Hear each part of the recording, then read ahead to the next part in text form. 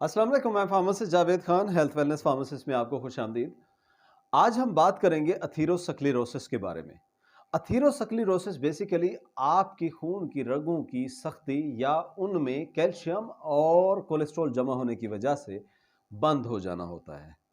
हमारी रगों की अंदरूनी तह जिसे एंडोथीलियल लेयर कहते हैं, अगर उसमें कैल्शियम या कोलेस्ट्रॉल जमा हो जाए तो उसकी वजह से सोजिश ज़्यादा हो जाती है और वो जो खून की रग होती है वो सख्त हो जाती है और इसी वजह से फिर दिल के अमराज का खतरा बढ़ जाता है। हकीकत यह है कि दिल के मरीजों में वेस्टर्न कंट्रीज में 50% से ज़्यादा अमवात इसी अथीरोस्क्लेरोसिस की वजह से होती है। इसको चेक करने के लिए आप एक छोटा सा टेस्ट कर सकते हैं जिसे कॉर्नरी आर्टरी कैल्सिफिकेशन कहते हैं। अगर ये ज्यादा आता है तो आप इसको किस तरह से रिवर्स कर सकते हैं, आज हम उन खुराकों के बारे में बात करेंगे, उन ग़िज़ाओं के बारे में बात करेंगे जिनको आप इस्तेमाल करके आप अपनी खून की रगों को साफ कर सकते हैं। पहले बात करते हैं उन विटामिन्स और मिनरल्स के बारे में जिनको आपने चेक में रखना है कि अपनी बॉडी में उनका लेवल सही रहेगा तो आप में अथीरोस्क्लेरोसिस होने के चांसेस कम हो सकते हैं। और फिर हम बात करेंगे उन ग़िज़ाओं के बारे में जिनको आप इस्तेमाल करके उन विटामिन्स और मिनरल्स को उस लिमिट में रख सकते हैं जिसमें अथीरोस्क्लेरोसिस होने के चांसेस कम हो जाते हैं।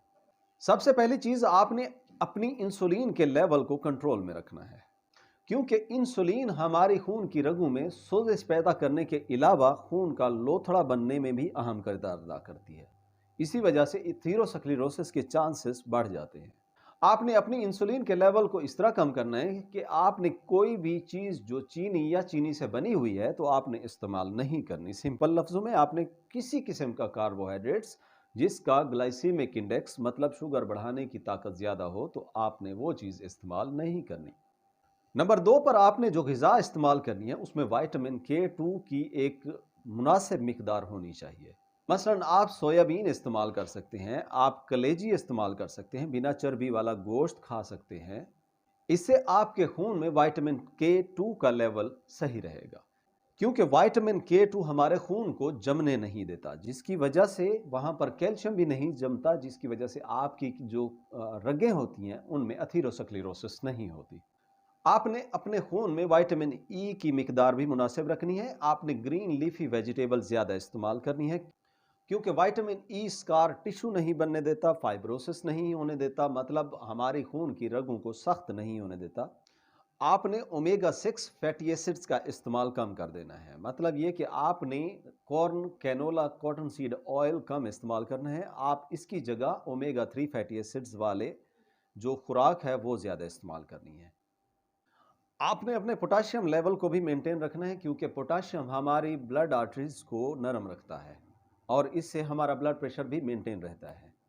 पोटाशियम को मेंटेन करने के लिए आप वेजिटेबल्स और सलाद ज़्यादा इस्तेमाल करें। इसके अलावा आप विटामिन डी का इस्तेमाल करें, तकरीबन 10,000 इंटरनेशनल यूनिट्स आप इस्तेमाल कर सकते हैं, जिसकी वजह से आपकी जो अथीरोस्क्लेरोसिस के चांसेस हैं वो कम हो सकते हैं।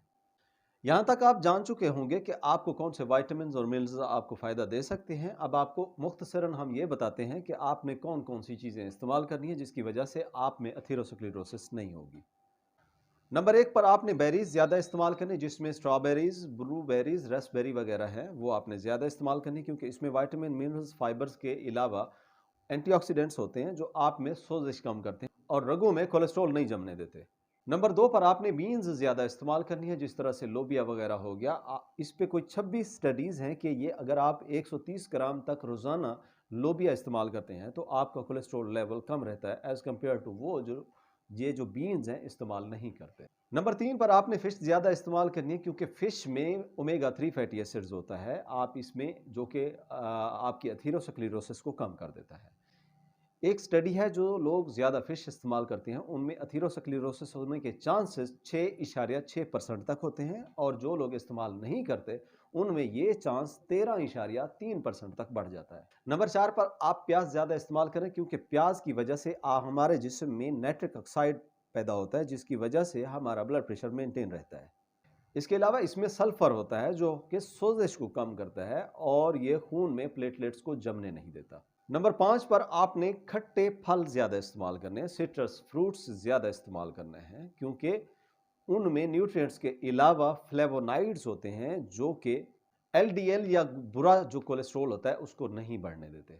नंबर 6 पर आपने मसाला जात ज़्यादा इस्तेमाल करने जिनमें अदरक, मिर्च, दालचीनी है, ये आपकी खून की नालियों को बंद नहीं होने देते। नंबर 7 पर आपने फ्लैक्स सीड ज़्यादा इस्तेमाल करें जिसको power house of the nutrients भी कहते हैं। ये अगर आप कोई कोलेस्ट्रॉल वाली डाइट इस्तेमाल करते हैं तो आप उसके साथ फ्लैक्स सीड इस्तेमाल करते हैं तो ये तकरीबन आपके कोलेस्ट्रॉल को 40% तक कम कर देता है। इसमें हमारे खून की रगों में सोजिश और कोलेस्ट्रॉल कम करने की सलाहियत होती है। नंबर 8 पर आपने सब्जियां ज़्यादा इस्तेमाल करनी है, जिस तरह से गोभी हो गई, बंद गोभी, फूल गोभी का इस्तेमाल ज़्यादा करें। इसमें तकरीबन 1500 औरतों पर एक स्टडी की गई जिसमें देखा गया कि जो औरतें ये इस तरह की सब्जियां इस्तेमाल करती हैं उनमें सोजिश और अथीरोस्क्लेरोसिस कम होती है।